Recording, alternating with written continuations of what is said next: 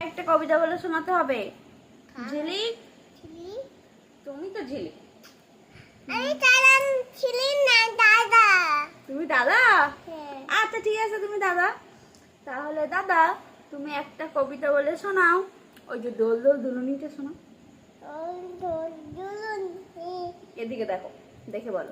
দোল দোল দুলুনি নানা মাতা দুলুনি বলাকে যখনি